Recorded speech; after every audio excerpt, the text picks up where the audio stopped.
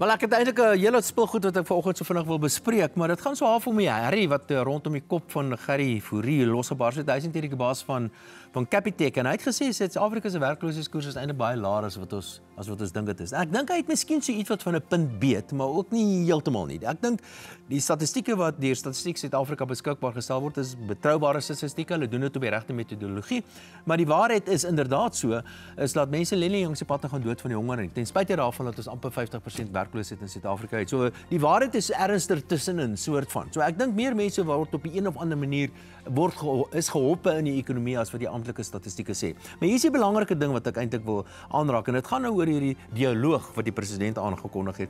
En die dialoog moet sekerlik tog oor die ekonomie gaan.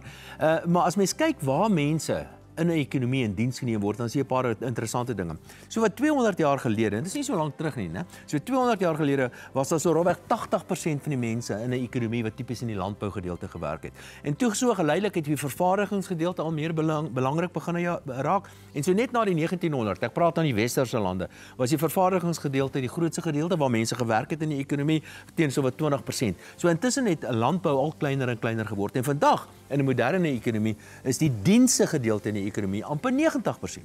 Nou as jy kyk na lande soos byvoorbeeld die Chinese het hulle die afgelope tyd veral deur hul vervaardigingsbedryf baie sterk begin groei, terwyl die Indiërs nou weer meer klem geplaas het op die dienstebedryf. En die vraag is nou met hierdie dialoog wat ons nou gaan hê, wat kan ons doen om ons mense in Suid-Afrika beter voor te berei vir 'n moderne ekonomie? En sonder enige twyfel gaan dit daaroor om ons mense voor te berei in die dienstebedryf. Maar ek is bevrees, die kwaliteit van Suid-Afrika se vaardigheidsontwikkeling is so swak dat ons net eenvoudig nie kan meeding in die dienstebedryf nie. En dit is hoekom ons deel van die groot vlakke van werkloosheid in Suid-Afrika, onder andere as gevolg van die swak kwaliteit van Suid-Afrika se vaardigheidsontwikkeling.